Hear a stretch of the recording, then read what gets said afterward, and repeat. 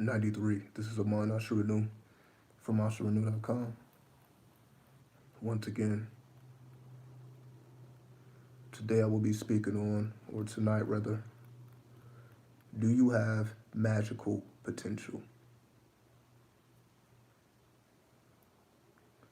Before I actually get into what magical potential is, let me just put on some background music and we'll get straight into it.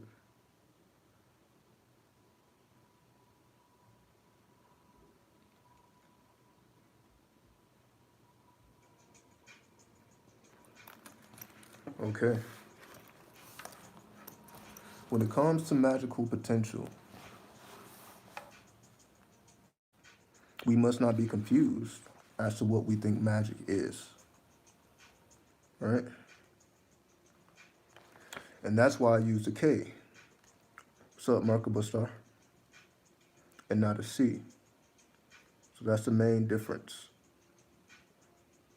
The difference between magic with a C and magic with a K is magic with a K does not deal with the illusionary arts. Because the illusionary arts can also be termed magic.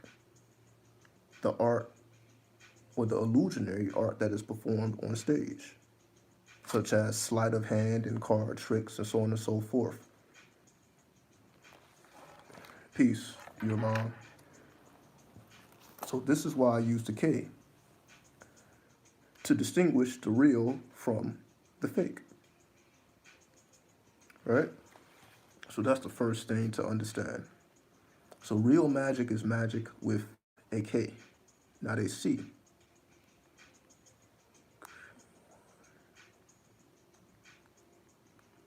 Now, what is magic then? What is real magic? Real magic is being able to have an effect on your own consciousness. Right? No, Magick. So we're not taking the C away. We're adding a K in front of the C. So 5, give me one. I'm just breaking down this word here. Cause I'm doing all this in real. So this was not pre-planned. So 1, 2, 3, and 5, 8. So magic with a K breaks down to 8. All right. So magic with a K breaks down to 8, which takes us to the planet Saturn, or Satan. All right. So magic takes us to the frequency of 8. 8 corresponds with the planet Saturn, or the deity Satan. Whenever we think about the planet Saturn, Saturn gives us an energy of what is called a dose of the real world, right? So whenever we're dealing with Saturn, we know we're dealing with the real world, or how things really are. Satan rules the world. So yes, because that is one of the titles. The Lord of the Earth is Satan. So one of Satan's titles is the Lord of the Earth. So that is correct. Now, when we think about hell, hell is denoted to be downward in the Earth's crust, or who knows where it can be in between spaces. It may not be an actual physical place, right? But then when we think about Saturn, we know that we're dealing with an extraterrestrial, because any planet outside of the Earth is an extraterrestrial. So the number 8 takes us to the extraterrestrial energy of Saturn, but it also takes us to the frequency of Satan, right? Now, why would magic correlate to Saturn or Satan? What is the correlation or connection here? Well, whenever we think about Saturn, again, Saturn is all about our ability to mature and hold responsibility. So Saturn is all about administrating power, organizing, planning, directing, right? So Saturn helps us to organize and to planning, organizing, and to be able to structure things or to understand the structure of things. So Saturn essentially represents the matrix. So we can say Saturn represents the matrix, right? Saturn equals matrix.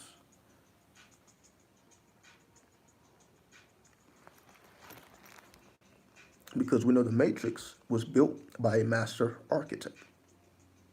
And we just have described, well, if Satan is the Lord of this world, that means he is the master architect, right? So we have Saturn equals matrix, then we have Satan as the master architect of the matrix. Master architect. Okay. So the fact that Magick with a K, so actually let me break down Magick with a C as well so that we can see the difference, right? So just to make this even more plain. So Magick breaks down to 8, but Magic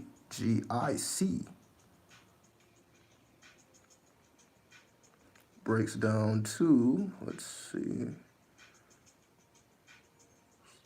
6. So Magick with a C breaks down to a 6, which takes us to the planet Venus. Venus represents the lesser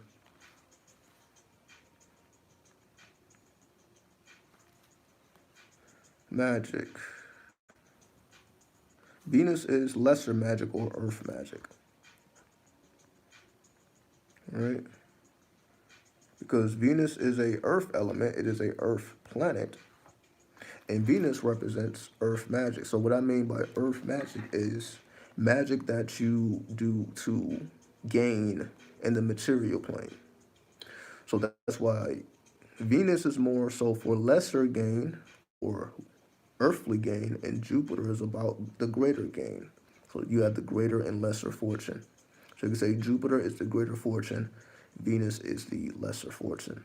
Lesser, not as in less in power, just lesser as in material.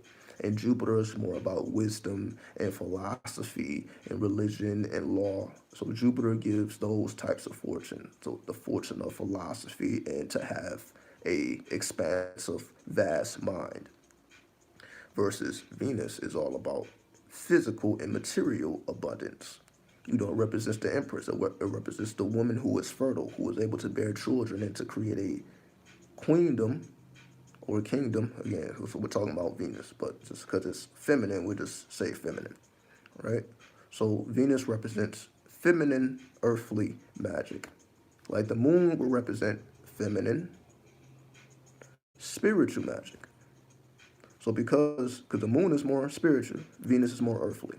So Venus represents the feminine, earthly magic. That is the illusionary magic, magic that can be performed on stage. And that's why the magic that is performed on stage deals mostly with illusion, because illusion comes from the feminine principle, right? So the art of illusion deals with the feminine current or the lunar current, right? So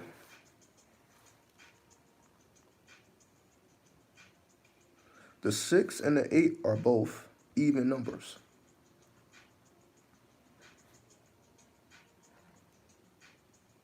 But the 6 deals with the physical plane, and the 8 deals with the spiritual plane.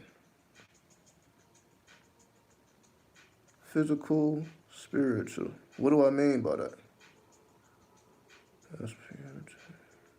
Okay. The first set of numbers, because you got 3 set of numbers, right? You got 1, 2, 3, 4, 5, 6, 7, 8, and 9, right? So 1, 2, and 3 will represent the subatomic plane.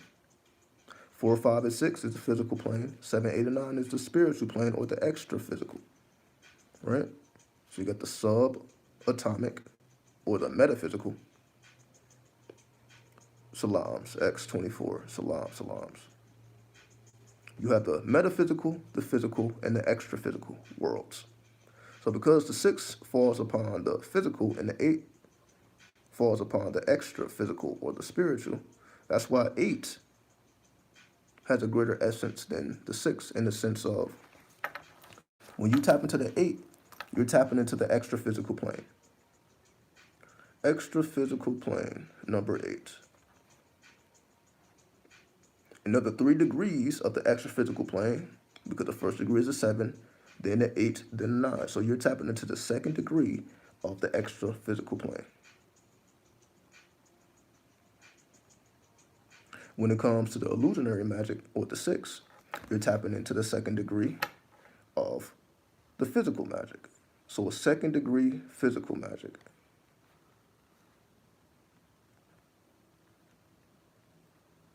Hence why illusionary magic, deals with physical objects, making a physical object disappear or reappear, right? It's all dealing with the physical plane. However, when you're dealing with the spiritual arts or the extra physical arts, now we're talking about the extra, or not the extra, we're talking about the etheric plane. We're talking about bringing spiritual energy into the physical plane. When you perform magic, you're not bringing a spiritual energy into the physical plane because you're strictly dealing in the physical. You're not transcending the physical with the 6. You transcend the physical with the 8.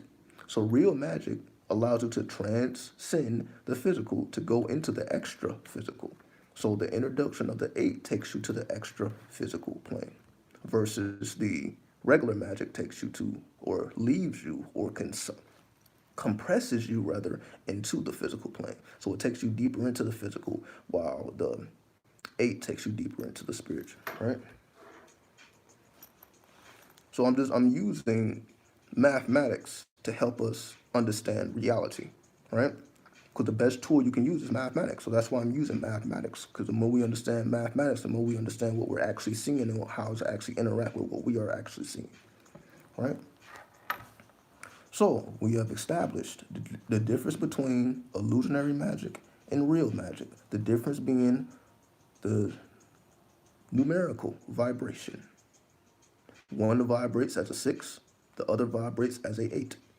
The one that vibrates as an 8 is considered more real or spiritual because real magic is pulling spiritual currency into the physical plane, right? So that would be an example of real magic, pulling spiritual currency into the physical plane, which you do so through the 8 because the 8 takes you to the spiritual plane. So again, magic with the K, when you put a K in front of that C, when you're dealing with magic, now you make a physical energy into a extra physical energy just by simply adding that K.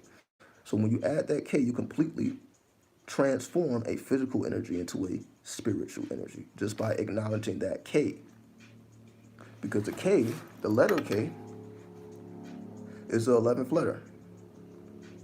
So K is the 11th letter. We also know you have master number 11, right? So 11 is also a master number. So you have master number 11.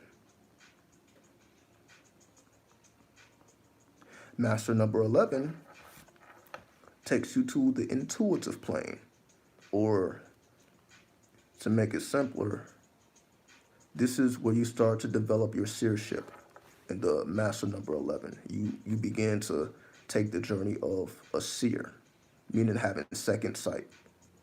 Seership.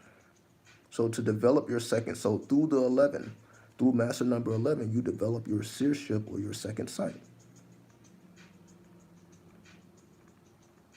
So we understand magic to be an extra physical energy. And the K, because see, we broke down magic with a K, magic with a C. Then, okay, well, how does a K, why does a K make the energy extra physical? Well, the K makes it extra physical because it's master number 11. And master number 11 teaches you how to be a seer, which is something a performing magician is not. A performing magician is not a seer, but a real magician. And again, I don't want to say real and fake. So I was just say the spiritual magician deals with seership, and the physical magician deals with illusionary arts. So one is dealing with seership, the other one is dealing with illusionary arts. Even though it's technically the same word, but you see it's two different realities. Simply by adding that letter, the K, which just so happened to be a master number. But there is no coincidence there. It's supposed to be that. because you need a master number. Again, if you're trying to effectively work magic. And again, so the title of this video is, do you have magical potential? All right? So magical potential, as we understand now, is seership. So magical potential lies in seership. I'm saying words crazy now. That's crazy because, seership is like the serpent energy, right? So then my tongue is kind of twisting. So the difference between you being illusionary and you being spiritual is seership. So through that cave or through real magic, it's the art of seership or second sight, to develop your second sight, which can otherwise be known as clairvoyance, right? Clairvoyant sight.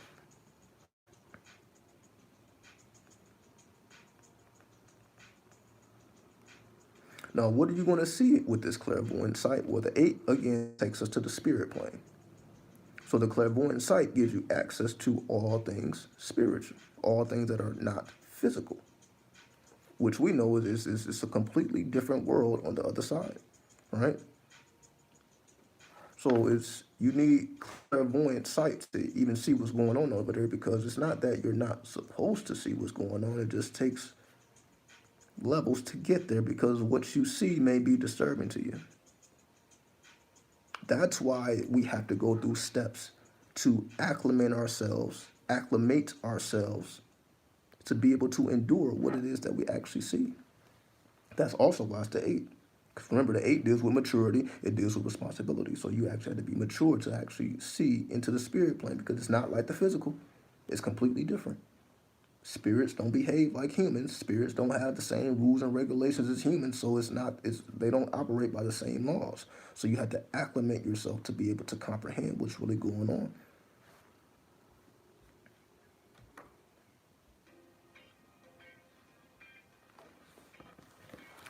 So the very first step to see what's going on is your clairvoyant sight, or your seership, or your second sight. That's the first step to magic. All right? Now,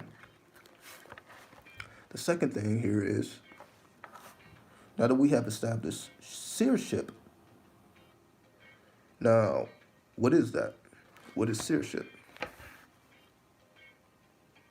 What does it mean to be a seer?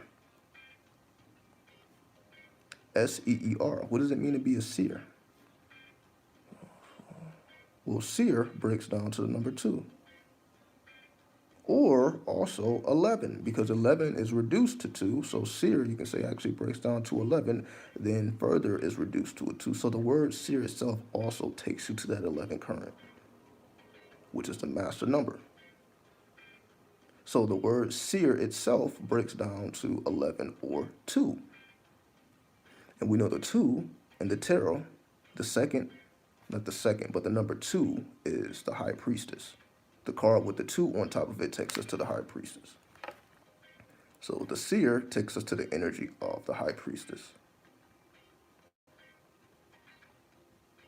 The high priestess is corresponded with the moon, the frequency of the moon.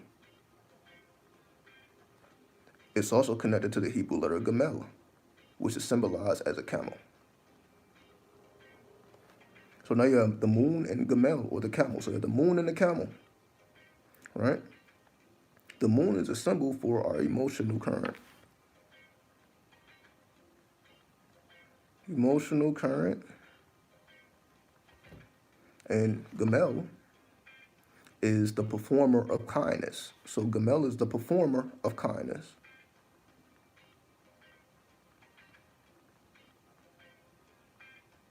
Okay? So now the seer becomes the high priestess, which then takes us to the current of the moon, which rules over our emotional plane.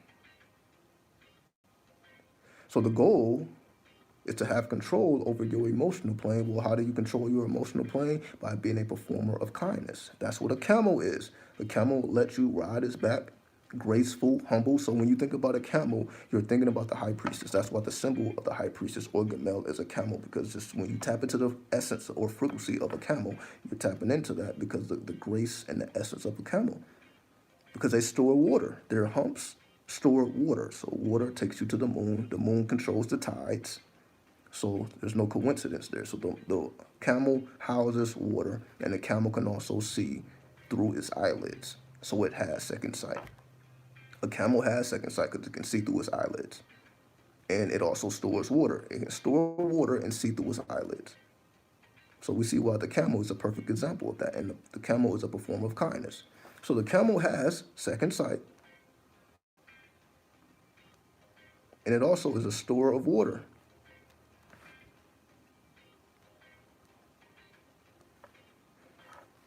Okay? So seer took us to the high priestess, which corresponds to the moon, which is your emotional current, which also takes us to Gamel, symbolized as the Hebrew letter Gamel symbolizes the camel, who is a performer of kindness, because the camel can store water and the camel has second sight. Okay? Take it a step further.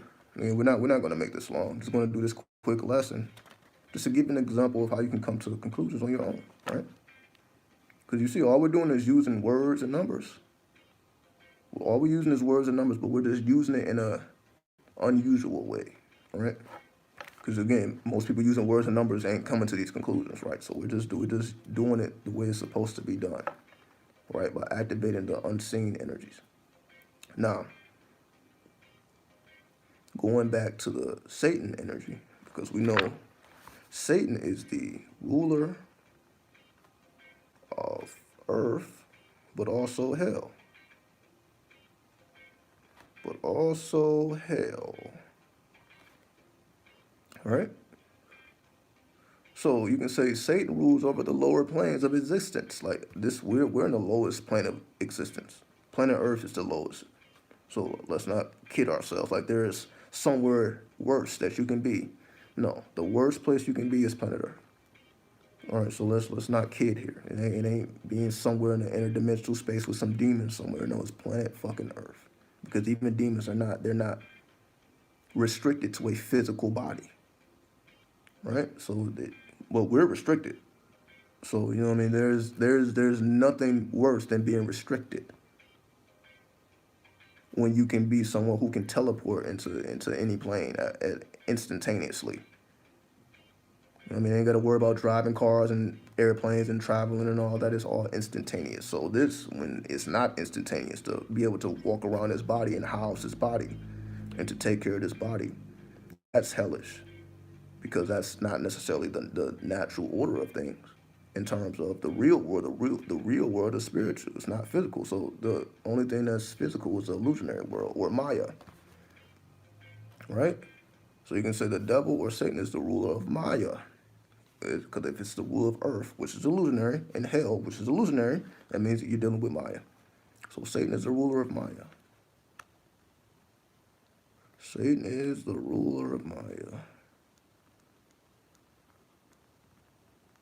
And Maya represents illusion.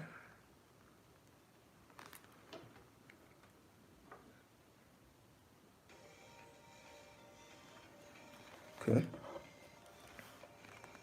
Going back to Saturn. Saturn rules over, traditionally, the zodiac signs of Capricorn and Aquarius. Traditionally. So before Uranus was discovered, Aquarius was ruled by Saturn, as well as Capricorn. So you have Capricorn and Aquarius both being influenced by Capricorn, by Saturn rather.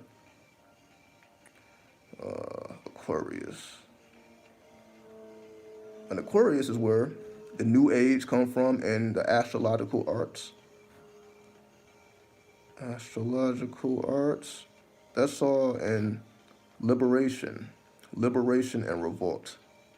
Liberation and revolt. Those are all attributes of Aquarius. Then Capricorn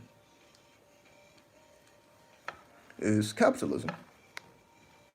All right? We got capitalism. We have organization. So we got capitalism, organization, management, and again, I'm just going off the top of the head. Management, and also making things look, how should I word this? In my mind is saying eye candy, but I'm trying to be more professional here. Eye candy, right? Capricorn is about creating that eye candy. What do I mean? Because Capricorn, the Hebrew letter for Capricorn is ion, which symbolizes the eye. So that's why I'm saying eye candy, right? So Capricorn, you say eye. The symbol of Capricorn is the eye, ion. I, the Hebrew letter is ion. The symbol is the eye. Aquarius, the letter is hey, and the symbol is the window. So you got the eye and the window. Capricorn is the eye, and Aquarius is the window. So you have the eye and you have the window, right? The eye takes you to what? The all-seeing eye, which is on top of the pyramid, right? So eye takes you to all-seeing eye,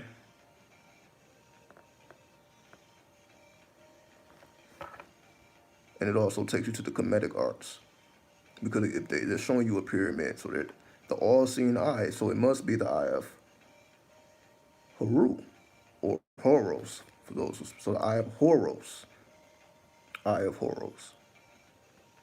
Capricorn. But then you have the eye of Wajet, the right eye, you got the left eye. This eye is Horos. This is Wajet, right?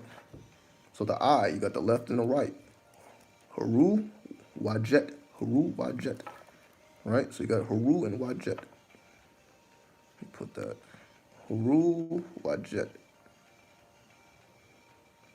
So it's Wadjet, I believe, right? Wajet.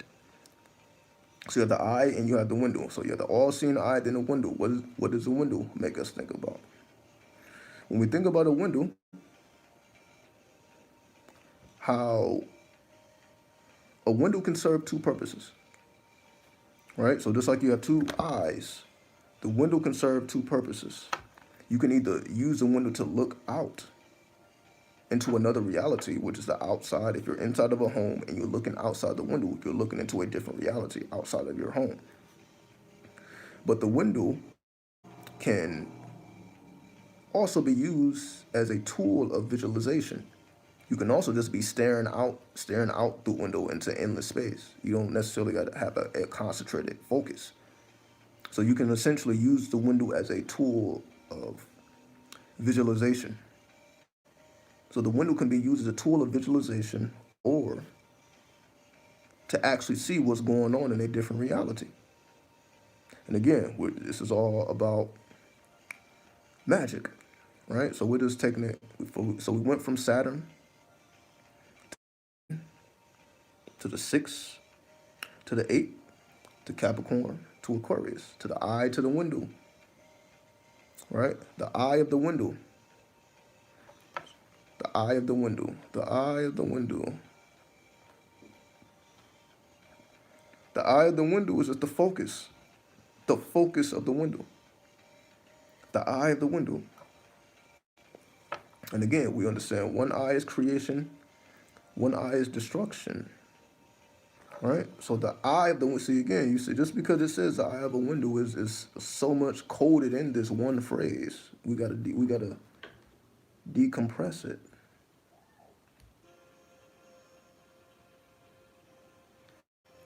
Okay. So the eye represents creation and destruction, just like the number 8. If we take it to supreme mathematics, the number 8 takes us to build or destroy. So the eye, just like we're talking about the left and the right, one is creation, one is destruction. So the eye represents creation and destruction. Then when we're talking about the window, and again, so the window is like a crystal ball because it's made from the same material, right? Glass comes from sand, right? Which is crystal quartz, right? So glass to sand to crystal. So when you're looking through glass, you're essentially looking through crystal quartz. Same thing you're looking at when you look through a mirror. That's all crystal quartz. So a window in the mirrors is all degrees of crystal quartz, right? Which is a crystal. So the window is the crystal. So the eye of the window is the creation and destruction of the crystal, right? The eyes are crystals. These are crystals.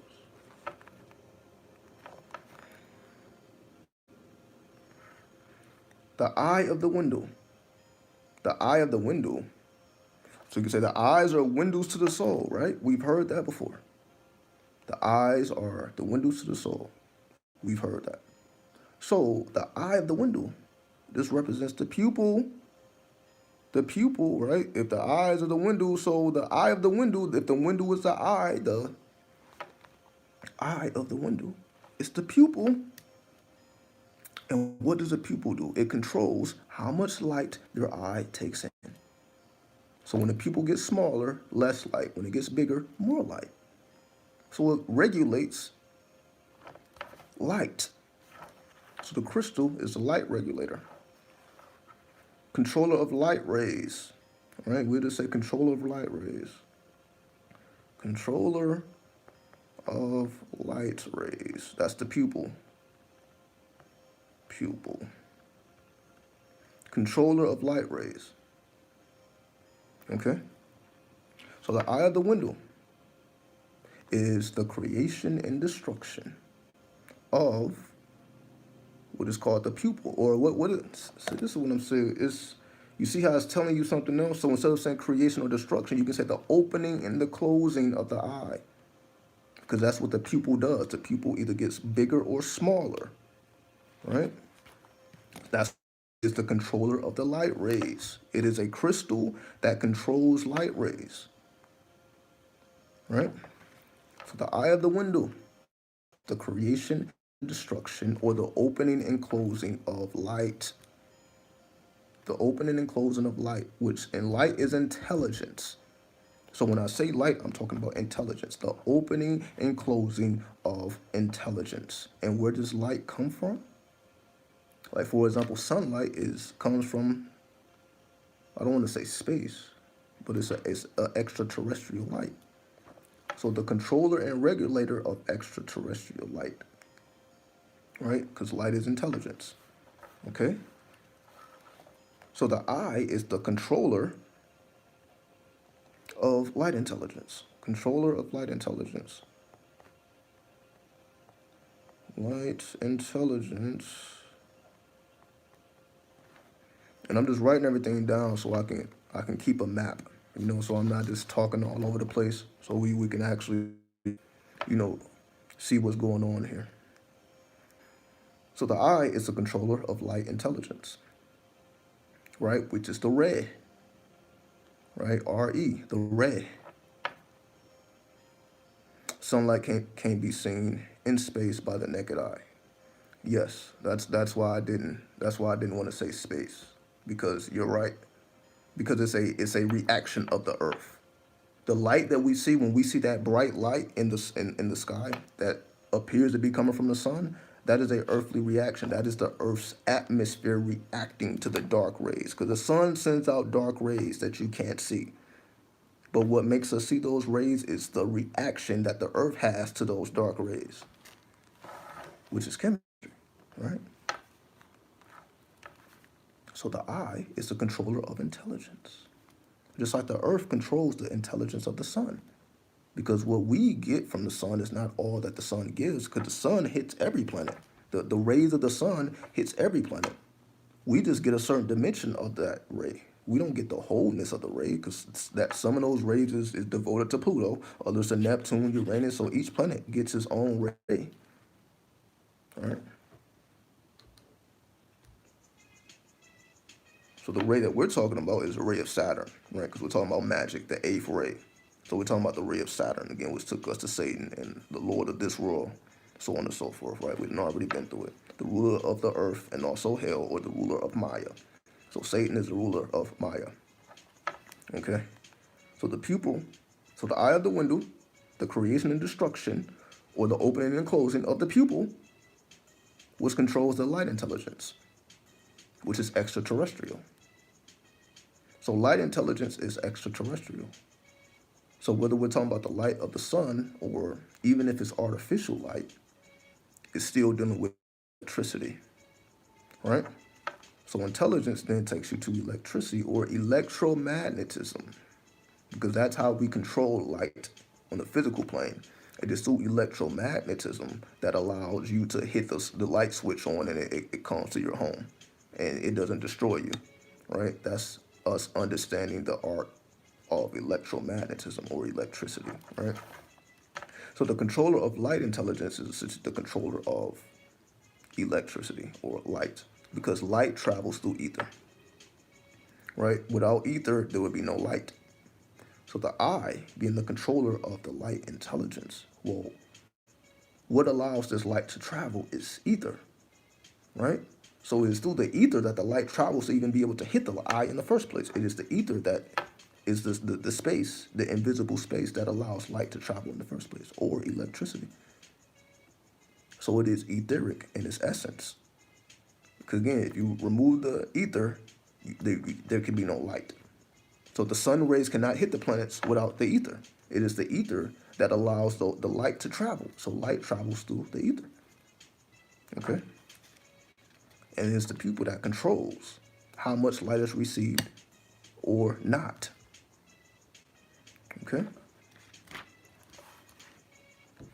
So I just want to make one more point. We move on to a different lesson. You know, because I also want to, do some videos for the website as well. So I'm not going to leave if you're paying for the website, I'm definitely going to hit you up with something as well. So that's why I don't want to do too much. I got to, spread the content around and all this stuff. So let's make these final points. 'Cause again, you see, so we just started with Magick with a K, and we then got all this information from it. It took us to the pupil, which is the all-seeing eye, because it is the controller of the light intelligence that travels through the ether. But you need electricity and magnetism for there to be ether in the first place. What creates the ether is the electricity and the magnetism, or the electromagnetism generates ether. So ether is generated as a reaction to electromagnetism. So the reaction of electromagnetism is ether, which then allows light to travel, right? So we're dealing with the controller of the light intelligence. It's a controller of electromagnetism, right? The controller of electromagnetism.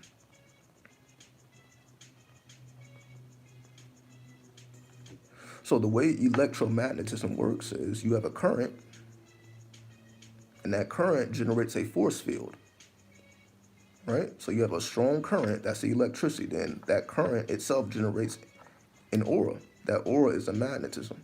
So the magnetism generated from the light or the electricity generates an aura.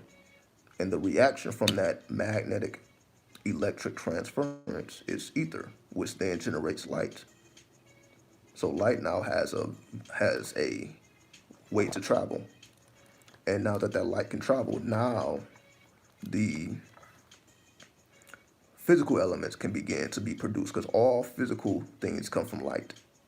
So liquids, solids, and gases, they all are a manifestation of the light intelligence. So all things physical or Maya are the result of light intelligence.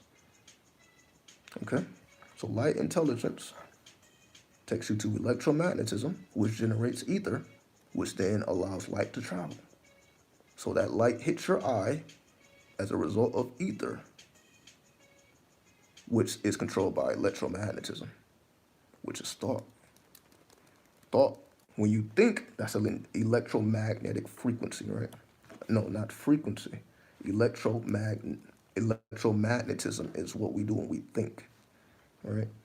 So the act of thought is electromagnetism, right? So electromagnetism is a result of thought,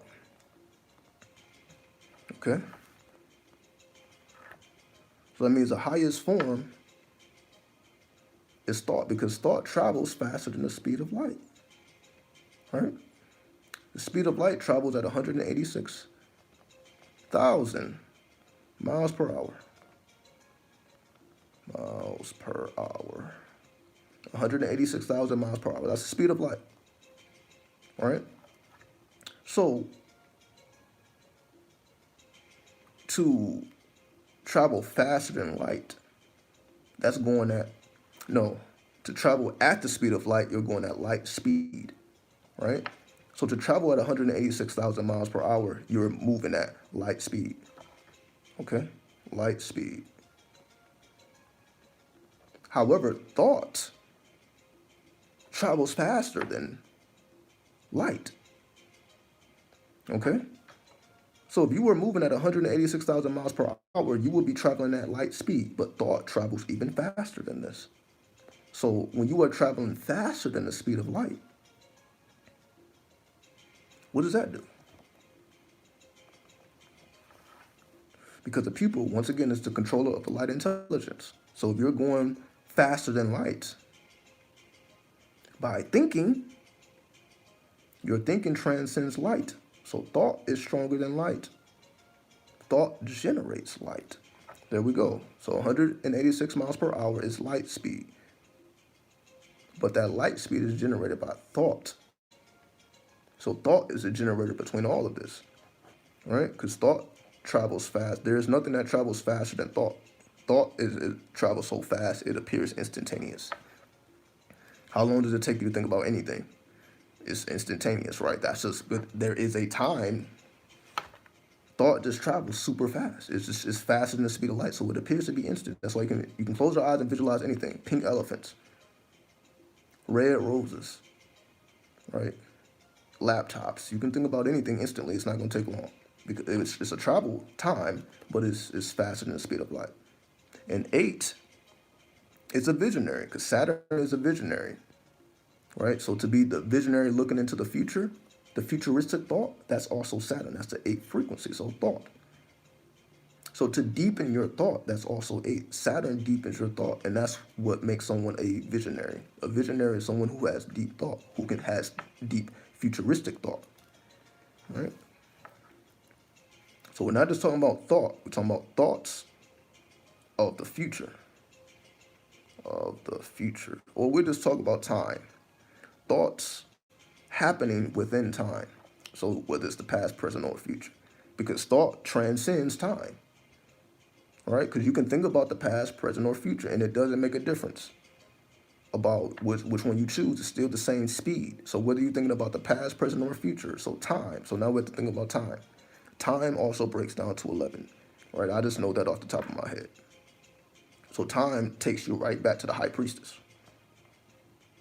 which we already decoded. So, because everything has to happen within time. So everything has a speed because everything has to happen within time. Okay? So thought is based in time. Okay? Thought is based in time. Thought is based in time. So essentially what you're doing is breaking time. You're using your thought to break time, to be the time breaker. But that's what they say, to get to a place of no thought, right? Right? That's samadhi, right? To get to a place of no thought. Okay, well, that means you broke time. That means you're in a timeless state. So, to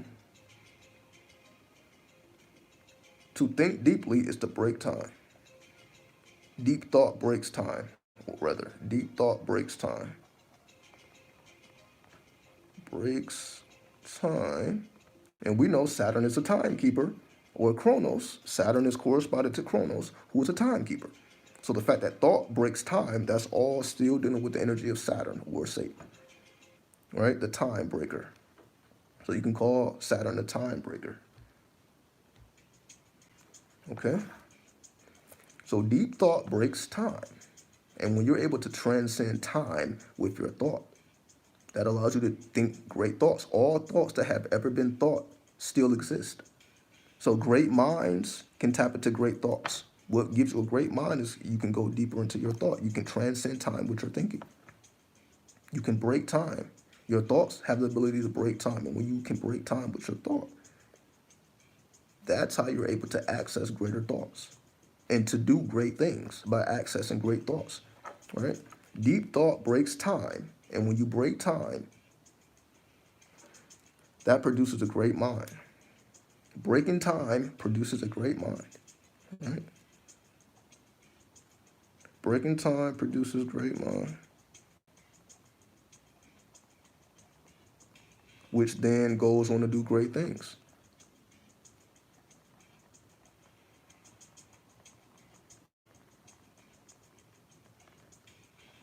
Okay? So, I think you guys get the point here, right?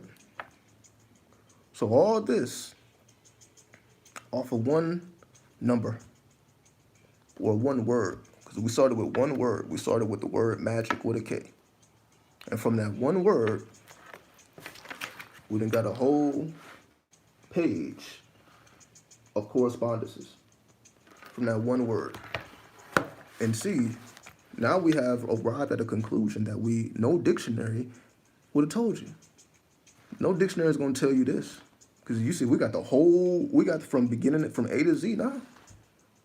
Dictionary couldn't do this. Teacher couldn't do this. School couldn't do this. We took a word, and now we have the full manifestation, the full energy of the word, which is magic. So now we know magic to be your ability to break time with thought. Magic is thought that breaks time. That's all magic is. Time-breaking thoughts. Because it breaks down to the number 8. Time-breaking thoughts. Thoughts that are able to break time. And when you're able to break time, now you're able to do magical things. But you got to get to that state of that timeless state where there is no time. Right? So hopefully you guys appreciate the lesson. We don't need to talk no more about it. Again, that's just one word. You can do that with any word. I'm just giving you an example of magic, right? So this is how you come to more conclusions than you would in any other way, right? So hopefully this was useful. I'll be back at y'all. So many blessings. 93.